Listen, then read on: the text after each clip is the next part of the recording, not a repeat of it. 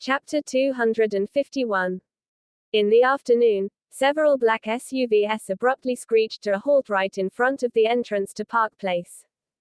The doors opened, and the first to get out was a young man dressed in bright-colored clothes. With his handsome features and lofty demeanor, he carried an imposing presence. Following behind him were a group of martial artists clad. Watching the departing figures, Stefan shouted out, "Inform Mrs. Harmon immediately." In eccentric uniforms, each of them emanating an intimidating air with their controlled breaths. It was evident that they were far from ordinary. "This is the Harmon family's territory. All of you, leave immediately." The two bodyguards by the entrance warned them. Too loud. With a wave of his hand, the two bodyguards flew away as blood spurted from their mouths. It was as if they were hit by a speeding car. The group of people then strutted into Park Place. In the hall, Natasha was enjoying tea, and a copy of a financial report was in her hands. These past few days, because of the invention of amortinol, business was going very well for the Harmon family, and the company stock prices were skyrocketing. If this continued, Natasha would be able to replace Edwin's status within a year and a half, becoming the first woman to be the wealthiest person in Swinton. Ms. Harmon, enjoying your day? I see. She suddenly heard someone by the entrance and looked up, finding the group of eccentrically dressed men. Leading them was a young man standing right at the center. "Who are you?" She raised her eyebrows. "Hummer. Joshua Hummer," he smiled faintly. "So it's you." Natasha narrowed her eyes. "Mr. Hummer, don't you think it's too much for you to barge into my residence like this? Is it?" "I don't think so." With an ambiguous smile, he continued, "Ms. Harmon, I'll go straight to the point. I'm here for three things. First, amortinol has caused considerable loss to the Hummers. Hence, you are to hand over the formulation. Second, my sister was humiliated some time back, which brought shame to the Hummers. All thanks to a bastard named Dustin. Get your men to bring his head to the Hummers' residence. As an apology, and for the third. It's simple. All you need to do is be a guest at Hummers' residence tonight." Joshua spoke lightly like a master giving orders to his servant. Even the usually composed Natasha lost her cool when she heard him. "Joshua Hummer, did you hit your head somewhere? You want my man's head? Who gave you the courage to speak that way? To spout unreasonable demands as soon as he walked through the door? This guy was too much." "Natasha Harmon, I'm not negotiating. I'm giving you a chance. Know your place. HMPH. Do you think you are in Hummer territory?"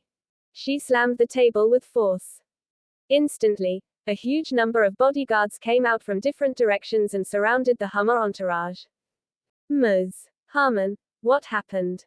Stefan asked as the leader. "Mr. Chapman, we have a few uninvited guests at home. Kindly show them the way out," Natasha ordered coldly. "Yes, ma'am." Then, he glared directly at Joshua. "Dear guests, you are not welcome here. Please leave. HMPH. A pity." Joshua smirked. He suddenly disappeared like a ghost and appeared in front of Stefan. Stefan's pupils dilated. He was about to make a move when he realized he was already held in a chokehold. The next thing he knew, it became hard to breathe, and his limbs turned limp. He wasn't able to muster an ounce of energy. "The audacity of a low-level martial artist like you. Kneel." Joshua lifted him single-handedly and slammed him to the ground. An explosion-like sound echoed through the room, and the floor cracked open, leaving a crater in its wake while Stefan's incapacitated legs sprayed out blood. Scram! Joshua delivered a kick, aiming straight at his core. With a grunt, Stefan was thrown a few meters away. He violently crashed into the wall, and blood spurted out of his mouth. That kick had dissipated Stefan's internal energy. How insolent! "Get them!" Natasha was furious. Under her orders, the bodyguards took out the batons and charged. "Ants!" Joshua muttered in disdain. With a wave of his hand, A surge of energy that could move mountains and seas burst forward and rippled toward them. Before the bodyguards could reach him, they were sent flying by the impact and fell to the ground. During that moment, groans could be heard all around. An external manifestation of energy. Have you achieved divinity? A seriously injured Stefan locked on in horror. Countless martial artists dreamed of achieving divinity. Skilled low-level martial artists could split open rocks and lift thousands of pounds of weight. However, compared to divine-level martial artists, their differences were like the sky and earth. Chapter 252. Low-level martial artists were restricted to only channeling their energy through physical attacks, while divine-level martial artists surpassed human capabilities. With the ability to manifest energy externally, they were able to strike across space itself. In the face of a divine-level martial artist, even the best low-level martial artists paled in significance. They existed on different planes of status and prowess.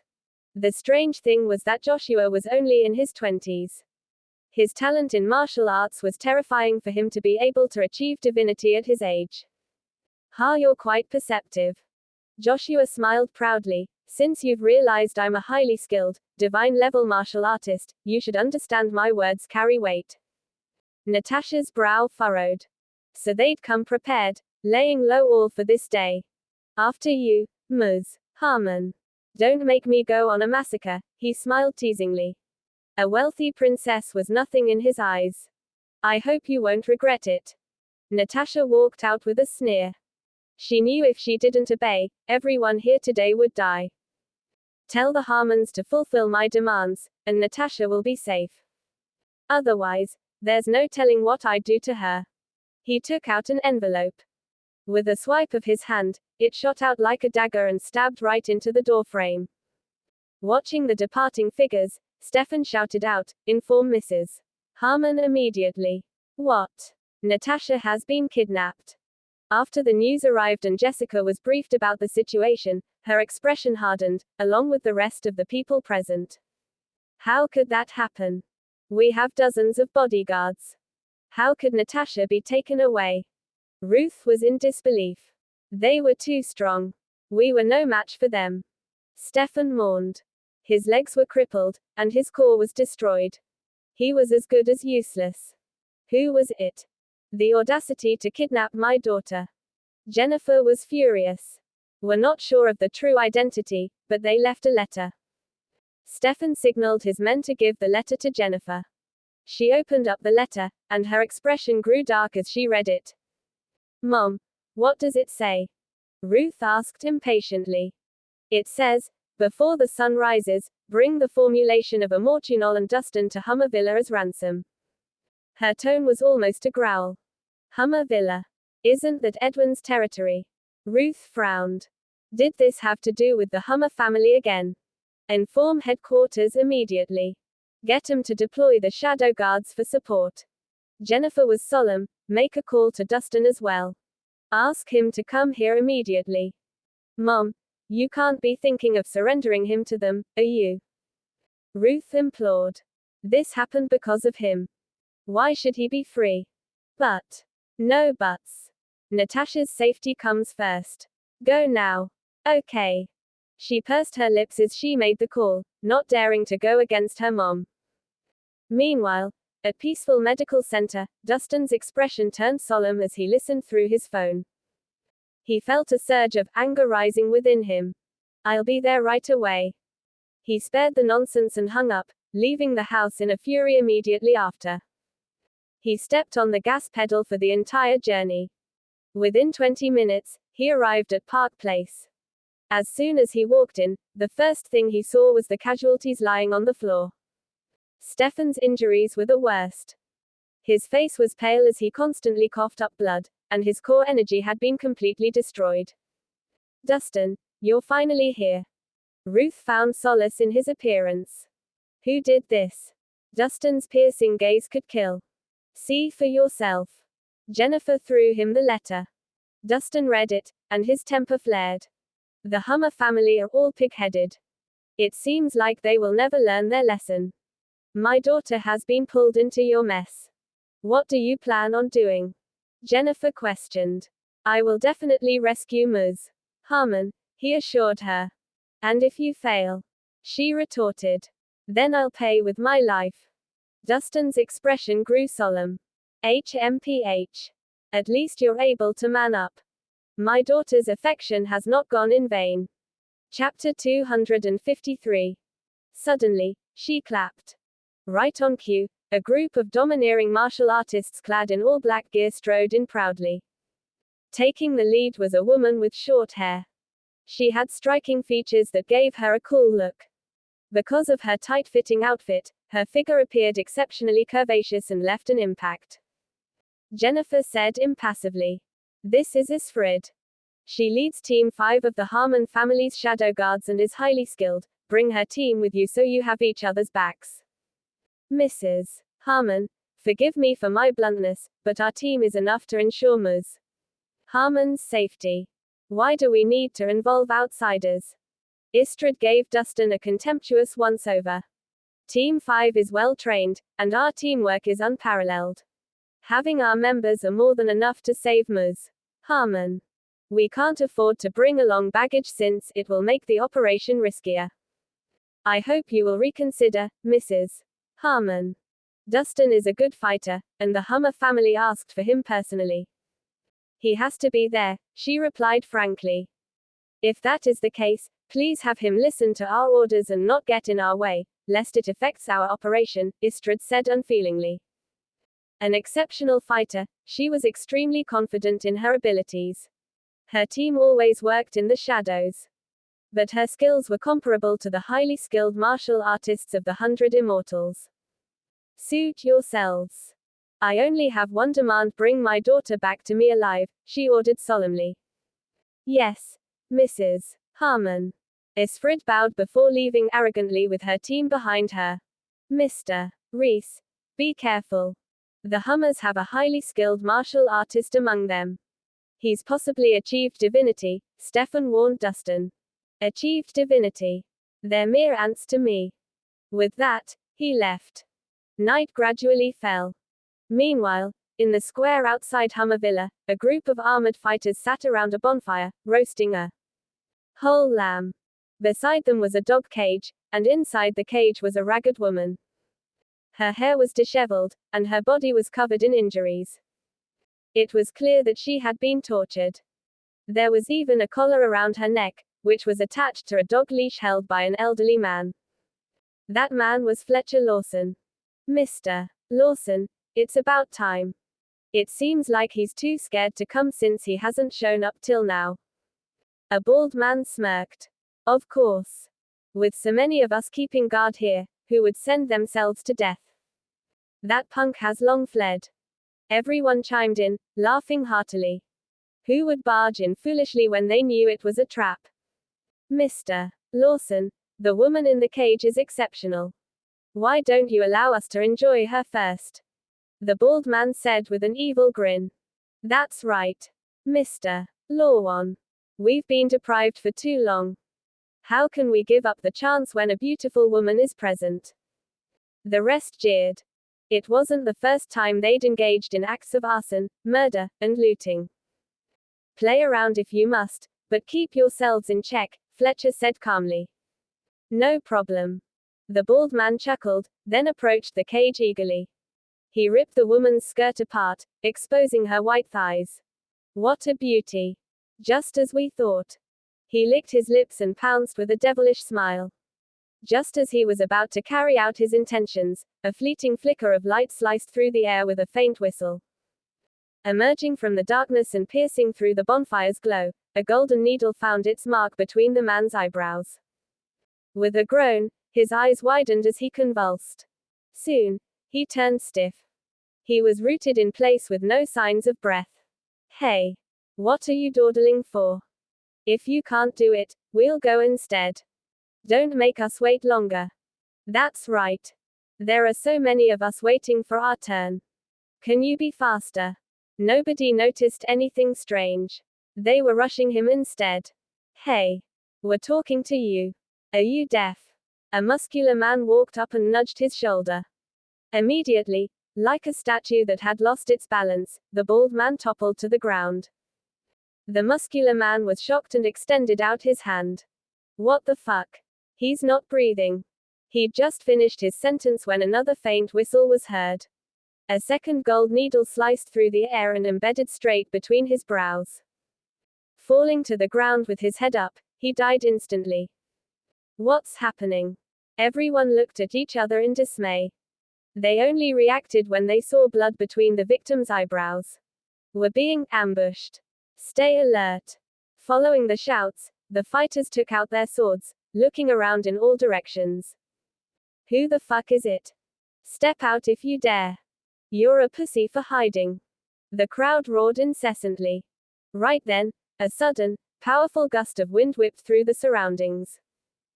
Illuminated by the street lights, a tall, slender figure walked into the villa with deliberate steps. Fletcher took a closer look and suddenly let out a laugh. How brave. He really walked into the lion's den. Release her immediately. Dustin ordered coldly. His voice wasn't too loud, but it reverberated across the whole villa. His expression was impassive, but his gaze was as cold as ice. Know your place. There's no need to think about being a hero when you're dying soon. Fletcher waved. Get him. Whoever brings me his head first will be rewarded 100 million. 100 million. The crowd of fighters was excited. There was nothing money couldn't solve, and a lavish reward would certainly give birth to brave warriors. People would kill friends and relatives for 100 million, not to mention a stranger. Get him. The crowd roared and rushed forward without delay. Attack.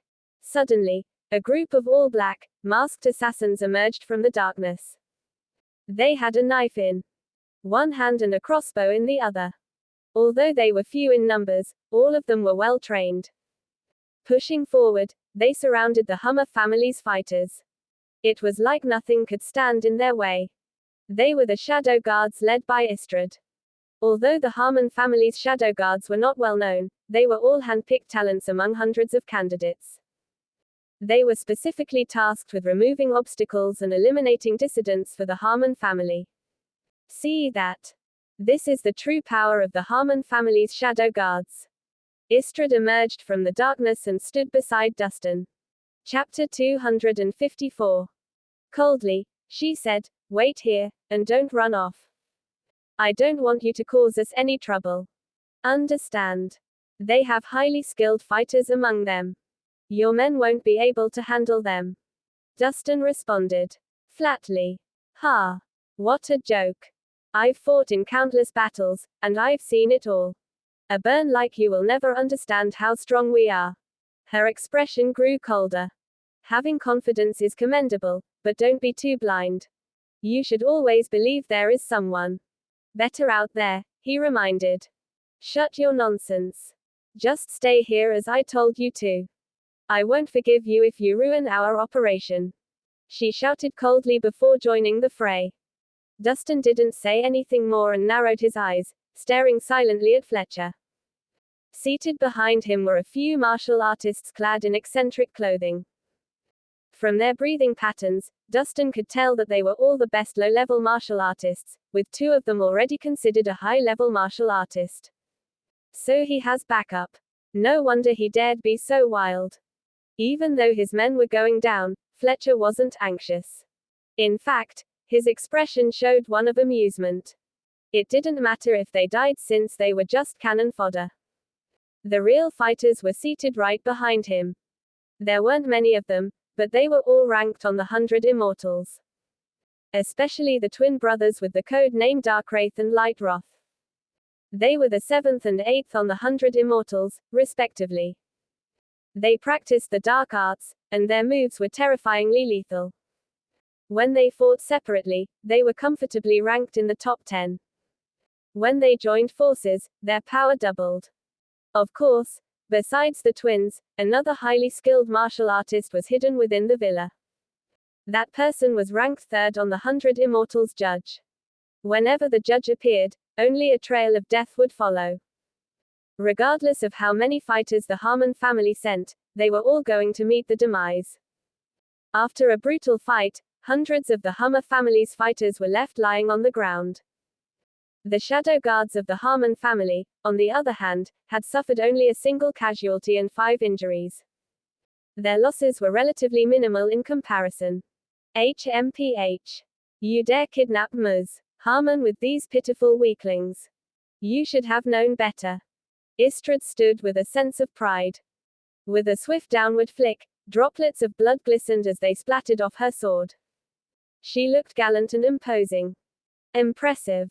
The Harmon family's shadow guards are indeed impressive, Fletcher applauded with a smile. Since you're aware of our skills, why aren't you releasing the hostage yet? Istrud pointed her sword forward, commanding attention. The person you're looking for is right here in this cage. Come save her yourself if you have the guts. Fletcher overturned the dog cage with a kick, and the woman inside trembled in fear.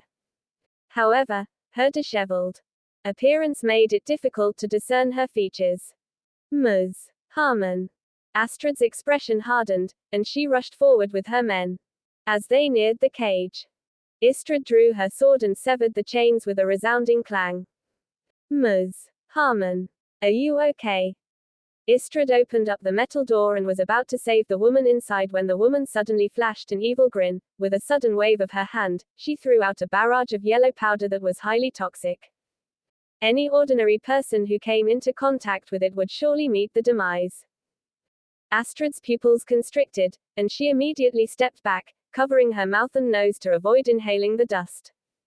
Ha! You reacted quickly. You almost fell into my trap, the woman chuckled lightly, pushing her hair aside to reveal a pale and unfamiliar face. Who are you? Astrid's brow furrowed. It was fortunate that she dodged in time, or she would have been in trouble. That's not important. What's important is how much your head is worth.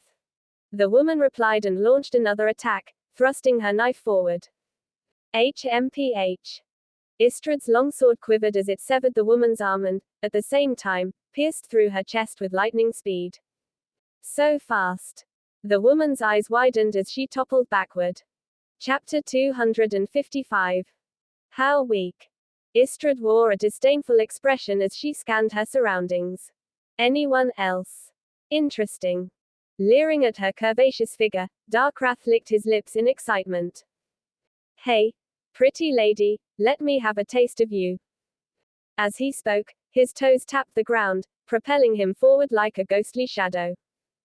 His body flickered in and out of existence, making it hard to figure out his movements. Istrud bellowed, die.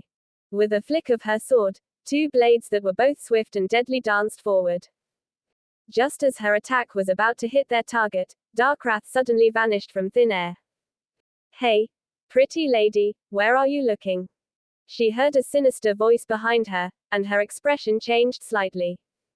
Without looking back, she thrust her sword backward. She was fast, but Darkrath was faster, and her sword sliced through the empty air.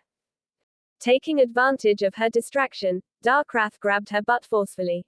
Chuckling obscenely, he remarked, soft and supple. What a treasure. He didn't harm her, clearly reveling in playing with his prey like a game of cat and mouse.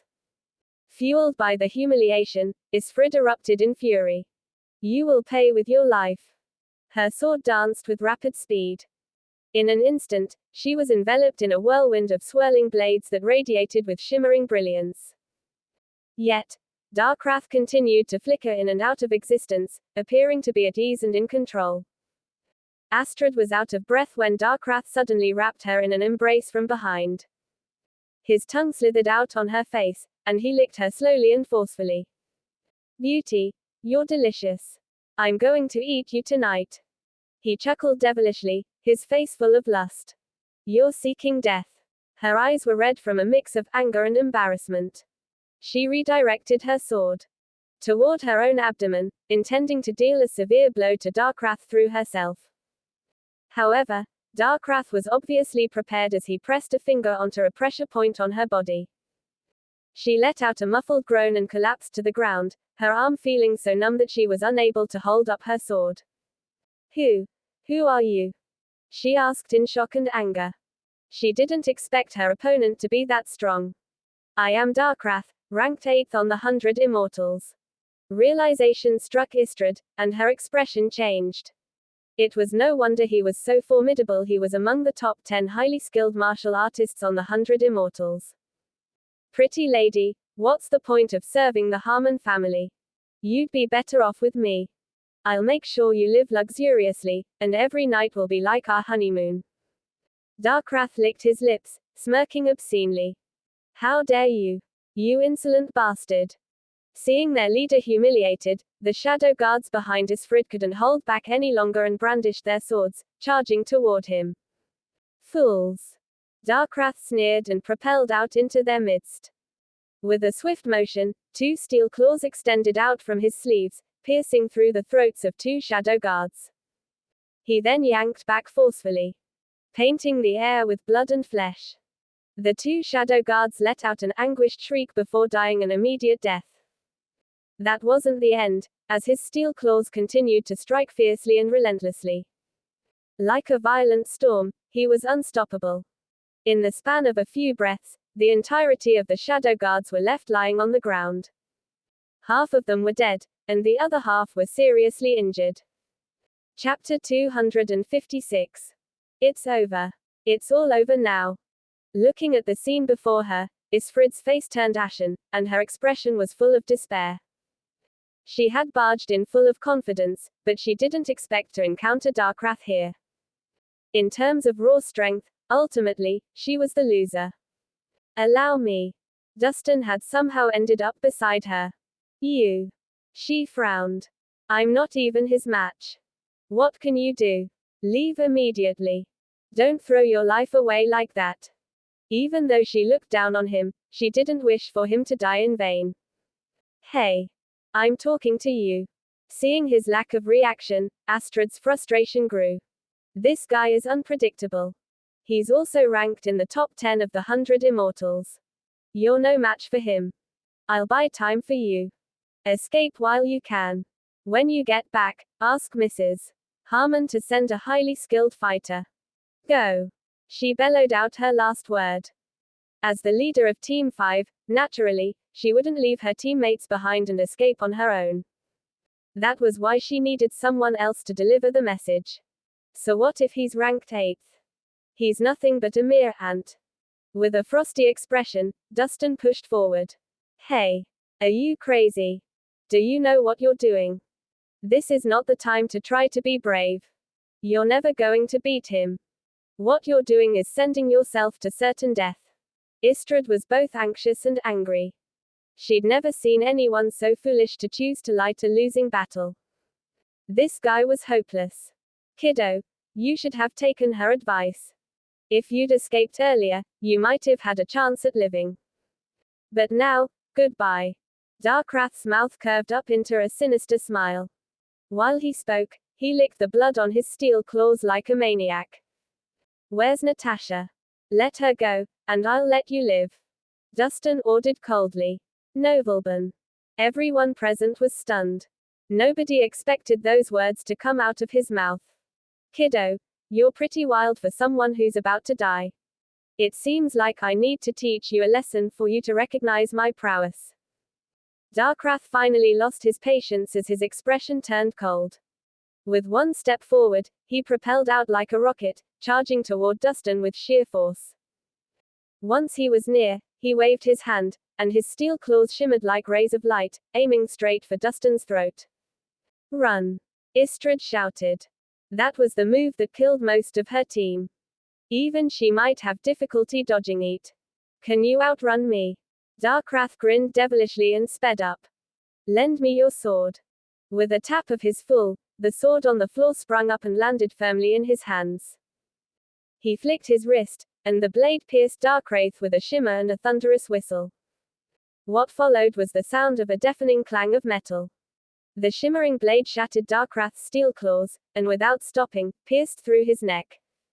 His body stiffened as if he had turned to stone. A thin line of blood formed slowly at his throat. Soon, the bloody line grew larger, quickly turning into a gaping wound. The next second, his head, like a ball, rolled off the ground with a thud and straight to Astrid's feet, his widened. eyes staring right into hers. He had died a regretful death. Chapter 257. Istrid was bewildered at the sight of the head beside her feet. Who would have imagined that the mighty and incomparable Darkrath would be killed so easily? He was ranked 8th of the 100 immortals. He had decapitated the entirety of Team 5 on his own.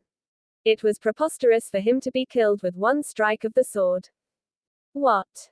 Looking at the headless body, Fletcher was taken aback as well. He knew Dustin was strong but didn't realize he was that strong. With just a strike of his sword, he killed Darkrath, ranked 8th of the 100 immortals. It seemed like only Judge, who was ranked 3rd, would be able to suppress his formidable strength. You killed my brother. Lytrath finally stood. His pale face appeared ghastly. He allowed his brother to play his game of cat and mouse without intervening since victory was within reach. He didn't expect a highly skilled martial artist to be hidden among them. On top of that, that highly skilled martial artist unexpectedly brought about his brother's demise. I gave both of you the opportunity to attack together. He's the one who didn't appreciate it, Dustin responded flatly. You're seeking death. Lytrath flew into a rage. He took out 2 pistols and charged forward violently. All of you, go. Fletcher commanded. Finally, the remaining few highly skilled, ranked martial artists joined the fray and flanked Lytrath to protect him as they surged forward, attempting to encircle Dustin. From their perspective, even if Dustin's skills were formidable, he wouldn't be able to hold back the collective assaults. After all, he only had 4 limbs. It's over. It's really over this time. Istrid grew increasingly worried as she watched the martial artists, all ranked on the 100 immortals, join forces in the attack. Although she was surprised by Dustin's performance, she knew that victory and defeat in a battle between skilled martial artists hung by a thread. Dustin could turn out victorious if it were a one-on-one battle, but when going against numerous opponents, only certain death would face him. HMPH. Faced with the approaching Lytrath and his group, Dustin remained still and swung his sword once more. With a sharp whistle, the sword glimmered across the air. Lytrath and the others appeared to have been cursed in place, their movements coming to a halt. Their legs gave way, and they collapsed to their knees. Finally, heads rolled off onto the ground in succession, splattering blood all over the floor. Immediately, a dead silence engulfed the area. Iserid and the rest of the Shadow Guards looked on in shock and disbelief. If Darkrath's death was described as the result of an ambush or a surprise attack, then, right now, it would be described as the result of sheer strength. One single strike had slain a number of skilled martial artists ranked on the 100 immortals. It was truly terrifying. When Istrid thought of how she had looked down on him, she was filled with shame. It turned out that she was the true bum. Release her, or die. Dustin ignored the lifeless bodies on the ground, staring straight at Fletcher. It was as if he was looking at a dead man. You. How could you? Fletcher broke out in a cold sweat, looking terrified. Dustin's prowess made him see the man in a new light. Release her. Dustin repeated. He spoke straight to the point, yet it was exceptionally domineering. You wait. Fletcher panicked. Without another word, he rushed into the villa. Hummer Villa was vast, with an entire hill enveloped within its grounds. While the outer square was filled with chaos, inside, it was bustling with music and wine. A group of esteemed guests was gathered in the luxurious villa, attending the Hummer's party that was currently underway. Their focus was all on Joshua and Jade. Chapter 258. Mr. Hummer. Something terrible has happened. Fletcher suddenly rushed in, stumbling in his steps. His disheveled and panicked appearance looked extremely out of place. What's with the commotion? Joshua's expression turned cold, and he appeared upset. Speak up. What's wrong? Dustin is out here on a killing spree. Fletcher reported in a whisper. Oh. Joshua raised an eyebrow. He dares barge in here despite knowing it's the lion's den. Is this kiddo really that brave? What do we do now, Mr. Hummer? Fletcher asked, anxiously. What do you mean? Get Darkwraith and Lightroth to kill him. Don't let him interrupt our party. Joshua waved him away. Mr. Hummer, he's already killed them both. Fletcher was somber. Huh. Joshua frowned. When Darkwrath and Lightroth join forces, even Judge would need to exert his full strength. Is this kiddo that skilled? It would have been great if they joined forces, but they were too arrogant and gave him a chance to defeat them. Fletcher sounded helpless. Those fools. What useless trash. Joshua was displeased. He was upset to have to expend extra effort on an ant that was supposed to be easily squashed. In the midst of their conversation, the huge doors to the villa were kicked open with a deafening crash. A tall figure strode in with a murderous look.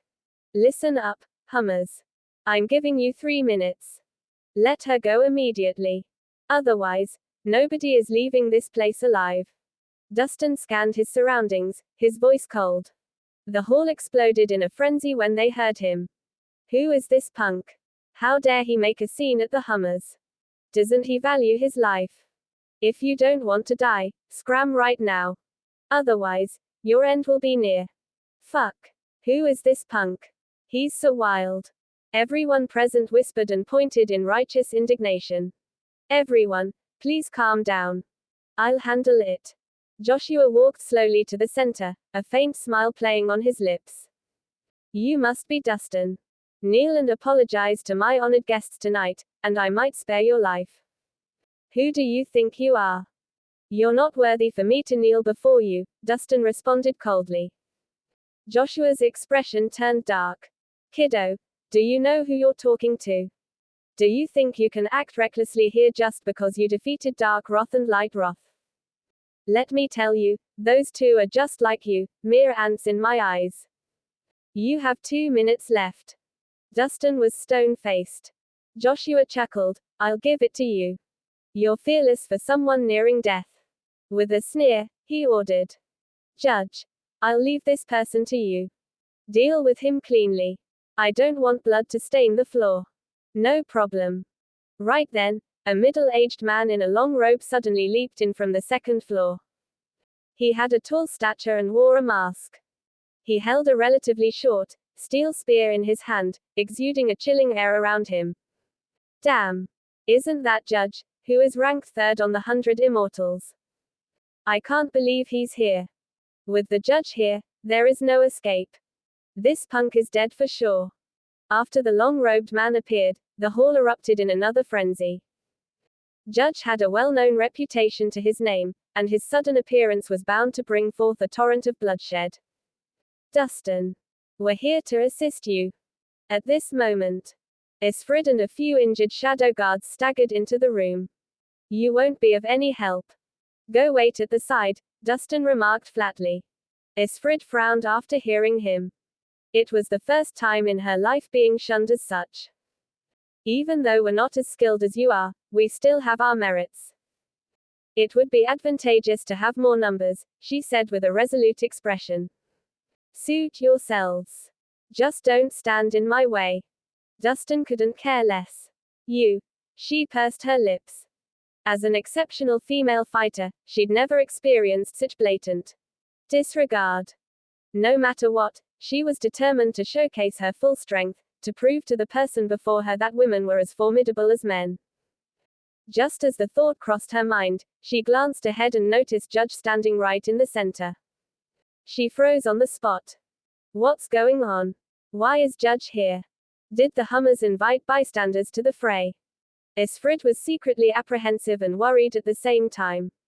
With the warrior ranked 3rd among the 100 Immortals here, they were going to suffer an immeasurable loss. That was because Judge's skills far surpassed those of Darkwrath and Lightroth. They weren't even on the same plane. This screamed trouble. Chapter 259. Kiddo. I'm giving you 2 options. Either you kneel before Mr. Hummer or die.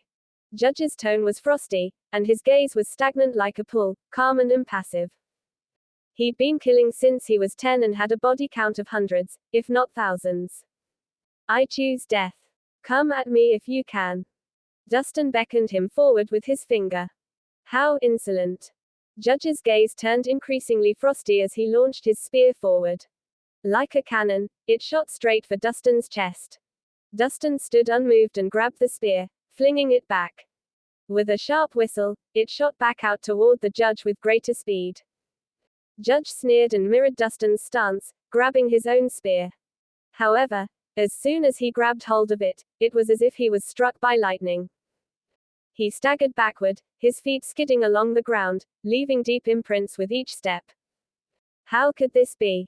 Judge's expression changed, and he exerted his entire strength in an attempt to stop the momentum of his steel spear. A gaping wound was forming between his thumb and index finger, and his fingers were turning into a bloody mess of flesh and blood from the sheer force of energy. Even so, he didn't dare let go.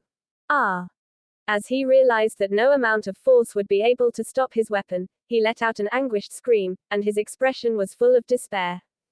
"Save me, Mr. Hummer," he screeched loudly, losing his previous arrogance. Before the crowd could react, his spear trembled and escaped from his grasp, piercing straight through his chest. With a final whistle, it embedded into the wall, disappearing out of sight, leaving only a hole the size of an egg. Moaning painfully, Judge looked at his wrangled hands and the gaping hole in his chest. His mouth opened like he wanted to speak, but no sound could be heard. Falling backward onto the ground, he died in grievance.